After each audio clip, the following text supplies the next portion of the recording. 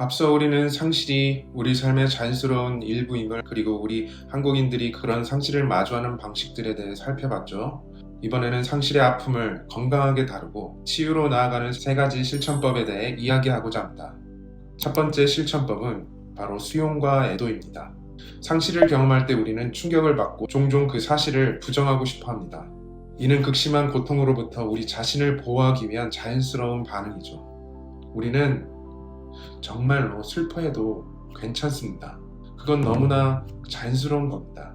상실의 경험은 슬픔뿐만 아니라 분노, 불안, 죄책감, 후회, 혼란 등 다양한 감정들을 불러일으킵니다. 이 모든 감정들을 있는 그대로 바라보고 받아들이는 것입니다. 감정을 억누르지 않고 바라보고 수용할 때 우리는 치유의 첫걸음을 내딛는 것입니다. 상실 이후에는 종종 내가 더 잘했더라면 이라는 후회나 왜 하필 나한테 라는 원망 섞인 감정이 들기 마련입니다. 이런 건강하지 못한 생각과 감정들을 놓아주는 연습이 필요합니다.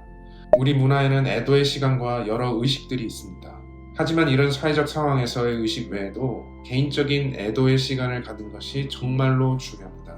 자신만의 애도의 방식을 찾고 그 시간을 소중히 여기세요. 두 번째 실천법으로는 관계와 의미의 재구성입니다.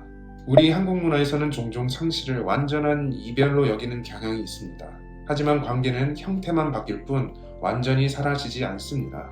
그러니 관계를 완전히 끝내려 하기보다는 현재 그 관계가 어떻게 변화했는지 이해하고 새로운 형태의 연결을 찾아보세요. 상실은 고통스럽지만 그 경험 속에서 의미를 찾을 때 우리는 성장할 수 있습니다. 자신의 상실의 경험에서 어떤 의미를 찾을 수 있는지 가만히 생각해 보세요. 영적인 차원에서는 가장 깊은 상처가 종종 가장 큰 선물이 되기도 합니다. 기도, 명상, 예배나 종교적인 의식, 자연 속에서의 고요한 시간 등을 통해 의미와 위로를 찾아보세요.